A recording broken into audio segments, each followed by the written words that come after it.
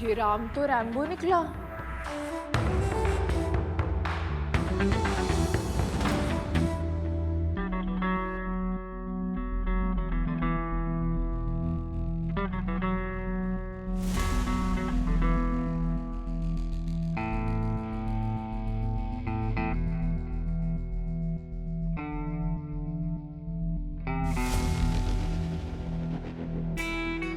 नाही म्हणजे thank you so much uncle की तुम्ही मला वाचवलं, नाही तर आज माझं ना काही खरं नव्हतं। पण हा, आता प्लीज असं म्हणू नका की तुम्ही मला या गुंडांपासून वाचवलं म्हणून मी तुमच्याशी लग्न करायला हवं। प्लीज, मी तुम्हाला आधीच सांगितलं होतं ना मला तुमच्याशी लग्न करायचं नाहीये, पण तुम्हीच माझं काही ऐकत नव्हतं म्हणून मला असं पळावं लागलं आणि म्हणून मी यात अडकली।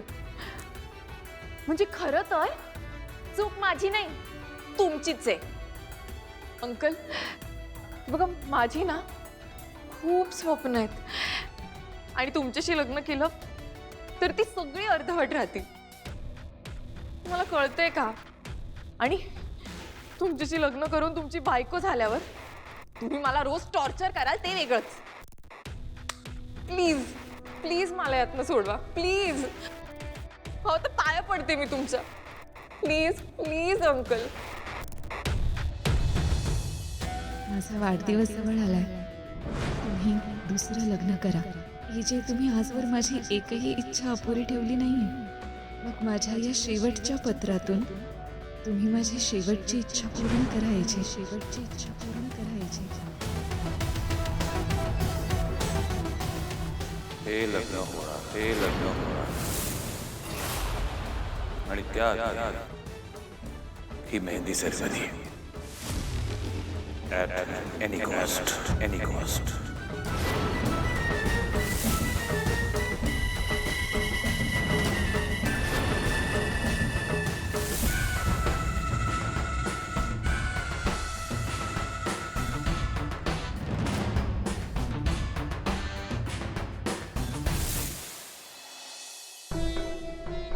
काय ग, लागला का फोन? करते।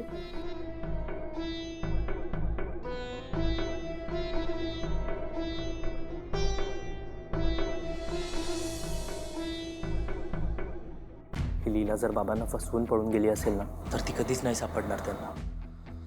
मेहंदीचं फंक्शन ना संपल्यात, आपण जाऊया। असं बोलू नकोस विराज। का नको बोलू असं? सांगा ना। आजी, आज जे काही झालंय ना ते नाही आवडलंय आम्हाला, खूप दुखावलोय आम्ही। इनफॅक्ट आजी, मला असं वाटायचं की ती लीला वेंधळी असली ना तरी मनाने खूप चांगली मुलगी आहे,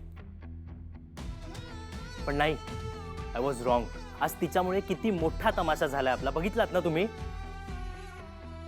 मला नाही वाटत हे मेहंदीचं फंक्शन होईल आता। होणार।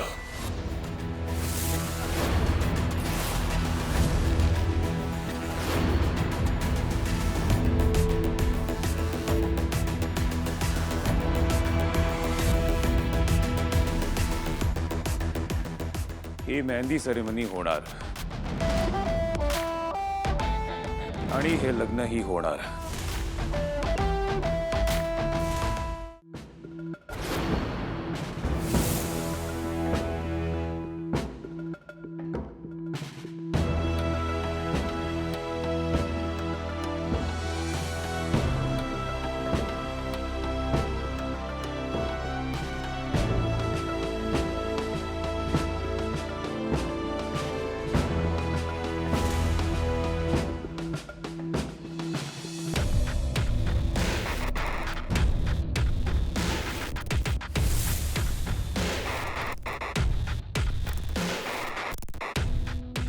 मला वाटलं होतं ही मुलगी सापडलीच नाही तर एजी लग्नासाठी तुझा विचार करतील, पण ही संधी सुद्धा गेली।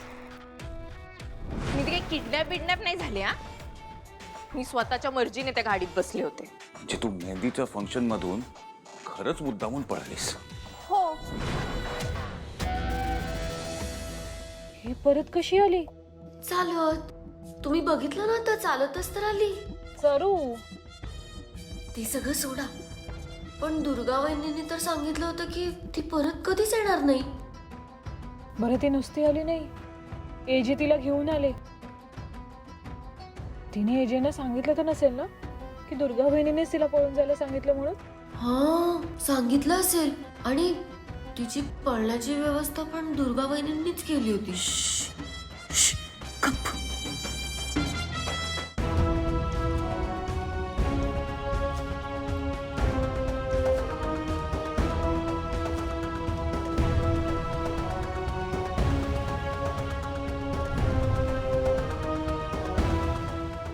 अगं कुठे गेली तू अचानक?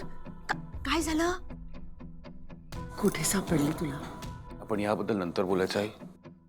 ज्या गोष्टीसाठी आपण जमलोय ती पूर्ण करायची. मेहंदीची सेरेमनी. हो उशीर नको व्हायला. आणि तशी तुला तर लीला सापडली आहे म्हणजे काय आलेली सगळी विघ्न दूर झालेली आहेत. लवकर बघ. अश्विनी जा.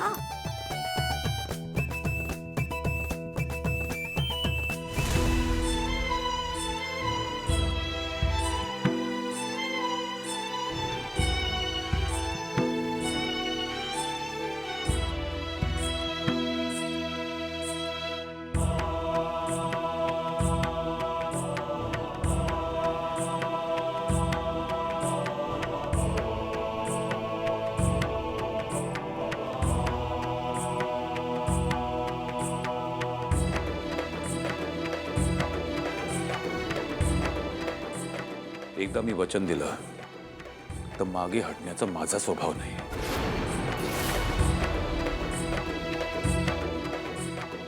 आणि मी माझ्या आईला लग्न करायचं वचन दिलंय.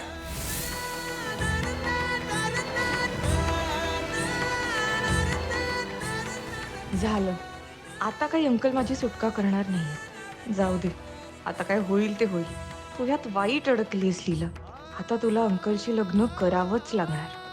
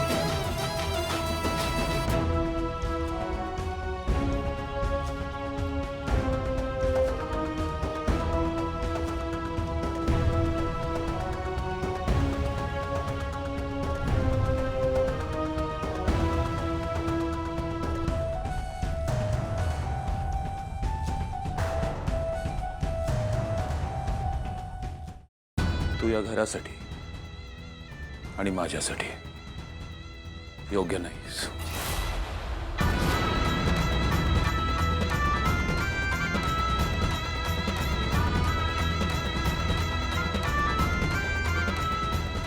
अशी कशी योग्य नाही? आणि तुम्हीच पसंत केलीत ना तिला. साखरपुडा झालाय तुमचा आता. आज तर मेहंदी आहे आणि आज तुम्हाला अचानक वाटतंय का की लीला तुमच्यासाठी योग्य नाहीये?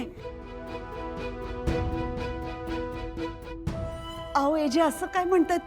नाही, बरोबर नाही, हे चुकीचं आहे. अहो तुम्ही शांतपणे उभे का? बोला ना, बोला त्यांना काहीतरी बोला. हे जे माझी लीला खरंच भोळी आहे. तिच्याकडनं चूक झाली, मी तुमची माफी मागतो.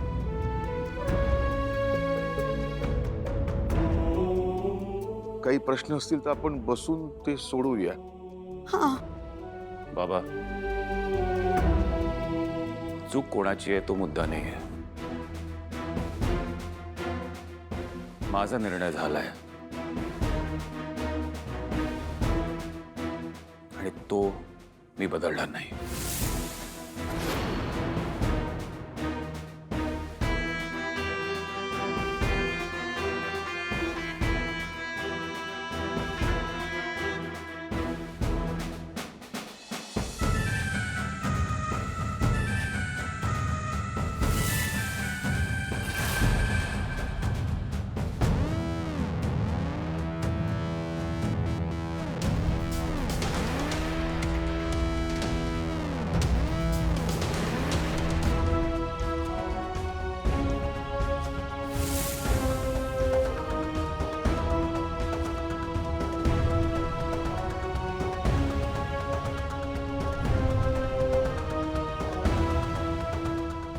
झालं समाधान?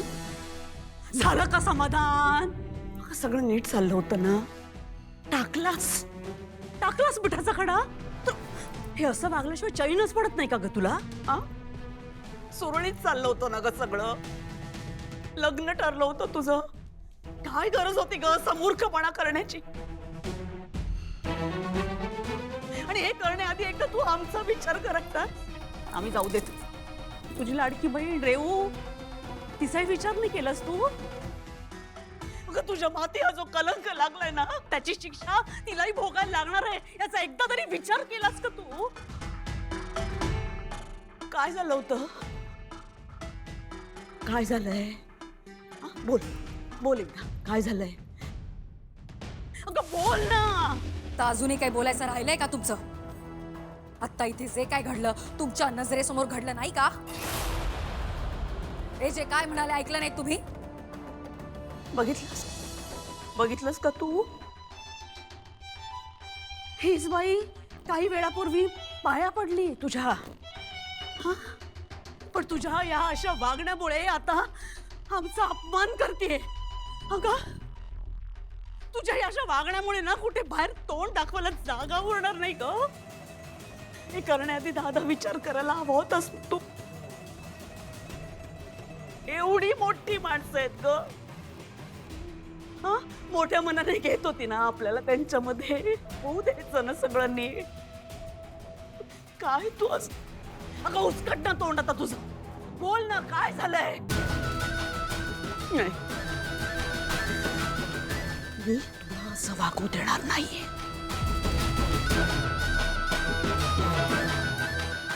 तुला आमचं आयुष्य उद्ध्वस्त करू देणार नाहीये मी.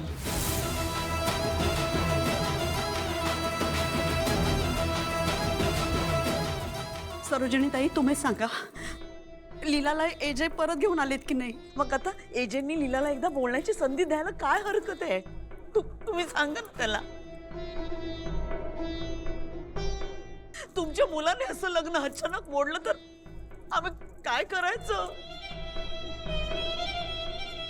हे बघा, माझ्या मुलीचं आयुष्य आता तुमच्या आणि तुमच्या मुलाच्या हातात आहे. तुम्ही काहीतरी करा, यातून काहीतरी मार्ग काढते. मी पाया पडते. तुम्हाला कळतंय का? हा, लीला गप्प उभी आहे ह्याचा अर्थ तिला तिची चूक मान्य आहे आणि म्हणून एजेंनी हा निर्णय घेतलाय.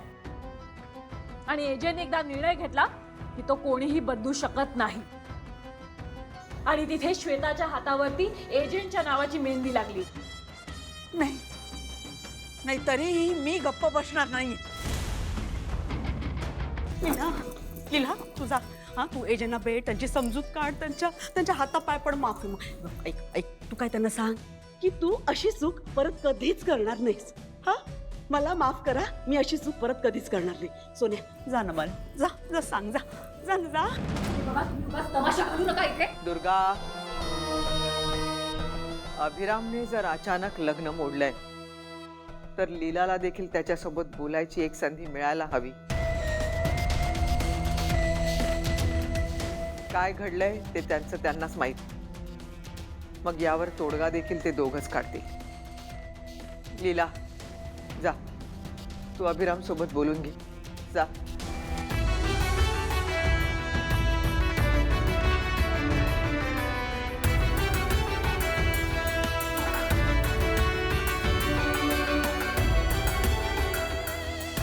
साळुंखेशी तुझं लग्न ठरलं होतं हे माहीत असूनही तुला स्वीकारणारा करोडपती पुन्हा कुठे मिळणार आहे लीला? बघ, एजे आणि साळुंखे दोघेही हातचे गेले तर दोन्ही बाजूनी पांगळी होईन मी. काहीही कर आणि एजेंना तयार कर. अगे अशी का उभी आहेस? जा ना, जा माझ्या सोन्या, जा. अहो तुम्ही तरी काहीतरी सांगा ना हिला.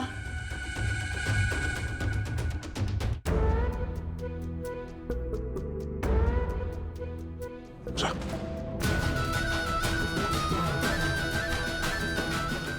जा ना आता, जा जा ना, जा.